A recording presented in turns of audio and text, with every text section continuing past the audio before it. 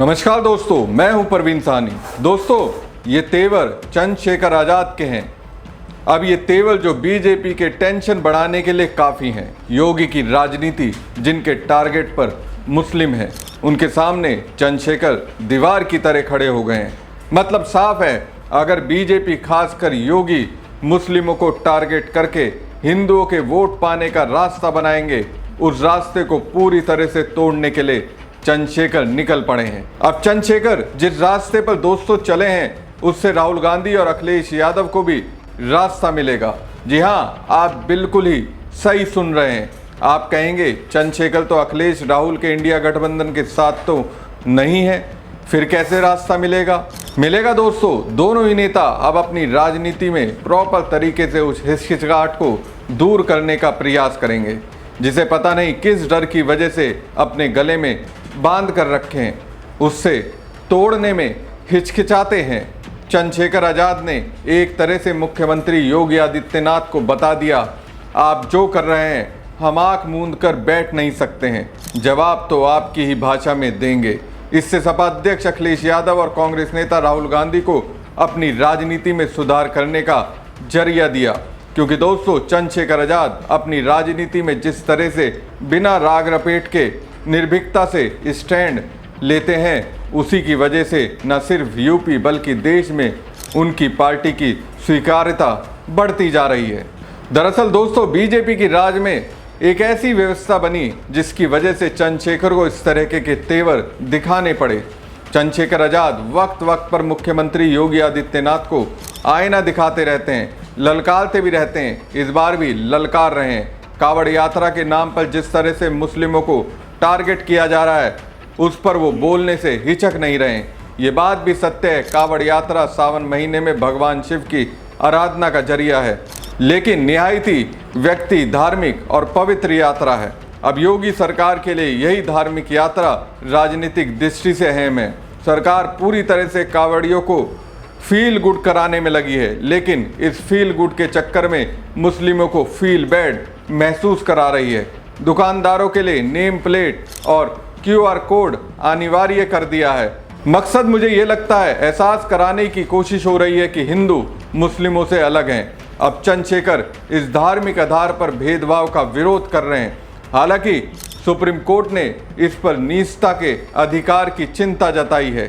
इसी कड़ी में लखनऊ में आजाद समाज पार्टी की ओर से आयोजित मुस्लिम संवाद कार्यक्रम का आयोजन किया गया, जिसमें चंद्रशेखर आजाद ने सीएम योगी को खरी खरी सुना दी। उन्होंने कहा कि सरकार को कावड़ यात्रा से कोई समस्या नहीं है, लेकिन मुसलमानों के सड़क पर आने पर पुलिस तुरंत पहुंच जाती है। लोकतंत्र में जिनके पास ताकत होगी उन्हीं को इज्जत की जिंदगी मिलेगी, उन्हीं के बच्चों को रोजगार मिलेगा, उन्हीं को नौकरी मिलेगी, उन्हीं को सम्मान का जीवन मिलेगा, उन्हीं का कारोबार बचेगा, उनको ही आगे बढ़ने की आजादी मिलेगी। जिनके पास ताकत होगी और जिनके पास ताकत नहीं होगी वो कुचले जाएंगे। लोकतंत्र का यही निजाम है, और ये यहाँ का नहीं पूरी दुनिया का है। आप देख लो, वो सोच की सरकारें नहीं है जो चुनाव के बाद सबको अपने प्रदेश के बासिंदे समझ के उनकी मदद करें।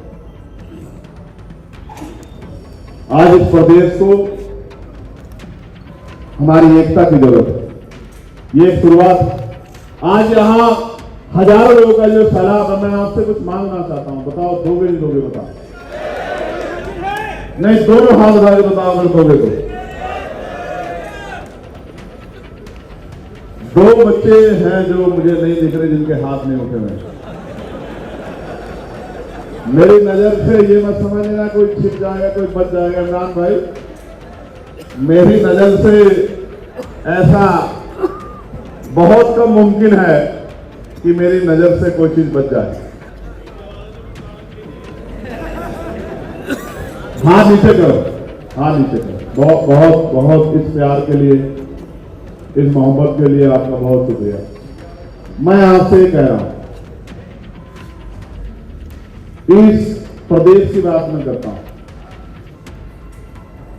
स्कूल कहां बनेगा, कॉलेज कहां बनेगा, यूनिवर्सिटी कहां बनेगी, मेडिकल कॉलेज कहां बनेगा, एम्स कहां बनेगा, रोजगार किस डिपार्टमेंट में मिलेगा, नौकरी किस डिपार्टमेंट में मिलेगी, लोन किसको मिलेगा, जमीन किसको मिलेगी, घर किसको मिलेगा, शिक्षा की व्यवस्था कैसी होगी, कानून व्यवस्था कैसी होगी, पेट्रोल के क्या दाम होंगे, डीजल के क्या दाम होंगे, किसको परमिशन मिलेगी, किसको नहीं मिलेगी, ये सब सत्ता तय करती है। और अगर आप सरकार में नहीं है, सरकार से बाहर है, तो आपकी आबादी कितनी हो इससे कोई फर्क नहीं पड़ता।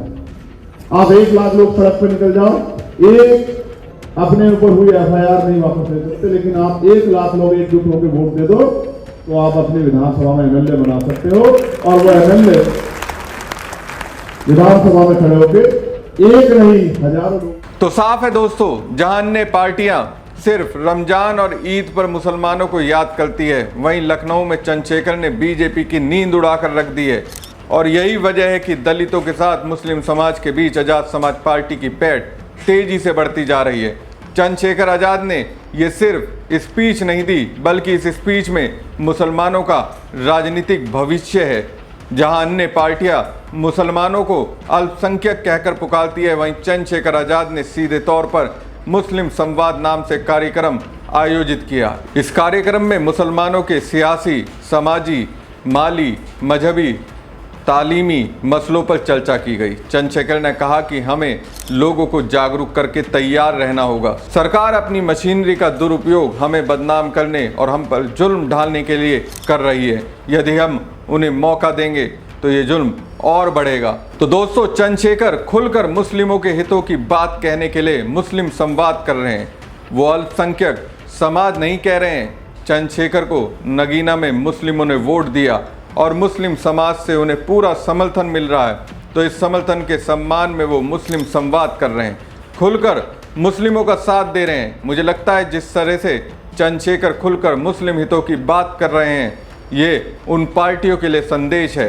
अल्पसंख्यक समाज में जो वर्ग पीड़ित है, उसका सीधे तौर पर नाम लीजिए, उनके लिए मैदान में आकर सरकार से लड़िए। हमारी खबर आपको कैसी लगी कमेंट बॉक्स में कमेंट करके जरूर बताएं। साथ ही पेज को ज़्यादा से ज़्यादा लाइक और शेयर कीजिएगा। धन्यवाद। हमारे सांसद प्रतिनिधि भी यहाँ मौजूद हैं, हमारी लोकसभा के, और हमारे लोकसभा के जिला पंचायत सदस्य और तमाम सीनियर नेता भी यहाँ मौजूद। सम्मानित पत्रकार साथियों, मैं मेन स्ट्रीम मीडिया के साथियों के साथ, वो भी आज सुबह से कह रहे हैं सर इतना समय किसी का इंतजार नहीं करते हैं, जल्दी बोल लो जल्दी बोल लो। और हमारे छोटे छोटे परिवारों से निकल के आज गांव गली देहात के जरिए असल खबरों पे बहुत बेहतरीन प्रकाश डालने वाले मैं मीडिया के यूट्यूब मीडिया के साथियों का भी बहुत बहुत धन्यवाद करता कि उन लोगों ने भी कंपटीशन तो बना दिया, इस बात को तो नकारा नहीं जा सकता। आज तक तो कई बार उनके चैनल से उठा के खबर मेन स्ट्रीम मीडिया के लोग चलाते। मेरे याद है, मैंने लास्ट टाइम एक भाषण दिया था कावड़ के समय, और मेरा भाषण, क्योंकि मैं वकील हूं तो मैं संविधान के खिलाफ जाके एक शब्द नहीं करता। इस मंच से बहुत सारी बातें की गई, सबसे मैं सहमत हो सकता हूं, उनके व्यक्तिगत विचार भी हो सकते हैं, लेकिन क्योंकि मैं संवैधानिक पद पे हूं और मैं संवैधानिक तरीके को ही सही तरीका मानता हूं, तो मैंने तब दिया था एक बयान एक गांव में नजीबाबाद के, और वो बयान ये था, आज भी वो तार्किक है। आज जब मैं उस बयान को दोहराऊंगा तो भी मीडिया हो सकता है पता नहीं क्या क्या कहकर चलाए, लेकिन आज भी मैं उस स्टैंड पर खड़ा हूं। मैं एडवोकेट चंद्रशेखर आजाद ये मानता हूं कि भारत का संविधान सभी को बराबर की आजादी देता है, सभी को बराबर के हक देता है, सभी को बराबर के अवसर देता है। और आज भी मैं इस बात को दोहराते हुए कहता हूं कि भारत में बहुत बड़े पैमाने पे धार्मिक अल्पसंख्यकों में मुसलमानों की, जैनों की, सिखों की, बौद्धिस्टों की, ईसाइयों की धार्मिक आजादी को छीना जा रहा है। मुझे इस बात को कहने में कोई शिकवा शिकायत नहीं है, ये हो रहा है आंखों के सामने। मैंने ये कहा था तब कि 1 महीने करीब कावड़ का त्योहार चलता है, सरकार पूरी व्यवस्था करती है, प्रशासन पूरी व्यवस्था करता है, सरकार के लोग फूल बरसाते, होना चाहिए, सभी के धर्मों का सम्मान होना चाहिए। लेकिन अगर मुसलमान ईद की नमाज जो 15 मिनट की होती है उसमें पैर अगर सड़क पे रख लेगा तो पीछे से पुलिस का डंडा लग जाएगा कि पैर आगे को रख, पीछे को मत कर लियो पैर। उस बात को गांव के लोगों ने रिपोर्ट किया और मेन स्ट्रीम मीडिया के लोगों ने चलाया कि चंद्रशेखर आजाद का विवादित बयान। तो भैया कौन सा विवादित बयान है, मुझे ये तो बता दो, कौन सा विवादित हिस्सा है उसका। इसलिए मैं मीडिया के साथियों को, जो बहुजन मीडिया के साथी हैं, यूट्यूबर्स हैं उनका भी बहुत बहुत धन्यवाद करता हूं। प्यारे साथियों,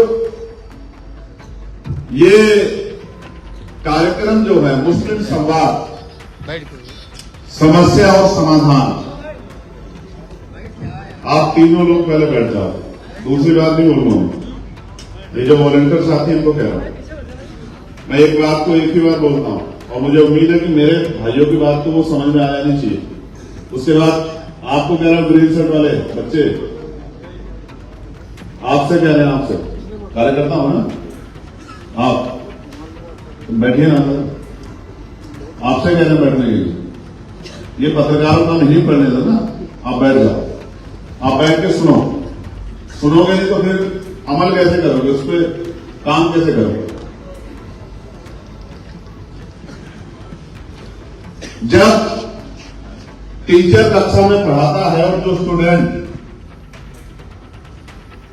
टीचर की बात पर ध्यान न देखे, इधर उधर की बातों पर ध्यान देते हैं, जंगले को झांकते हैं, फोन पे ध्यान देते हैं, आपस में बातें करते हैं, जब पेपर आता है तो वो उत्तर भी ऐसा ही लिख के आते हैं और वो होता है कि सफाई के नंबर दे देना, बाकी हम पे कुछ आता नहीं। तो इसलिए मैं कार्यकर्ता साथियों से कहूंगा कि वो बैठ के सुने, अपने मेरी बात को अपने दिमाग तक ले जाएं और यहां से जाने के बाद उस पर अमल करें। जब उस पर काम करेंगे तभी तकदीर बदलेगी। अगर तकदीर सिर्फ सुनने से और बोलने से बदलती तो शायद सबकी बदल गई, क्योंकि सुनते बोलते तो हम लोग है ही ना। तो जब इस कार्यक्रम पे चर्चा हुई तो चर्चा ये थी कि वक्त का अमेंडमेंट हुआ था और बिहार में एक बहुत मजबूत आंदोलन चल रहा है। बिहार में जिन संगठनों ने आंदोलन को कॉल किया उन्होंने मुझे भी बुलाया। जब उन्होंने मुझे बुलाया तो फिर हमने ये चर्चा की पार्टी में, अपनी पार्टी के सीनियर लीडरों से कि भाई ये पार्टी तो बहुजन समाज की पार्टी है, एससी, एसटी, ओबीसी, मुस्लिम, जैन, सिख, बौद्ध, ईसाई सबकी पार्टी है। तो इस मामले को देखो कि इस मामले में जो परेशानी कल खड़ी होगी वो कितने % लोग होंगे। और फिर ये चर्चा हुई कि इस पे जिले जिले वाइज मीटिंग होनी चाहिए और मीटिंग करके हमें लोगों को जागरूक करना चाहिए कि किस तरह से सरकारें हमारे हक हुकूक को संवैधानिक तरीके से, डंडे से नहीं, संवैधानिक तरीके से छीनने का काम है। तो बात यह हुई कि पहले कार्यक्रम जिलों में होंगे, लेकिन फिर चर्चा इस बात पे आई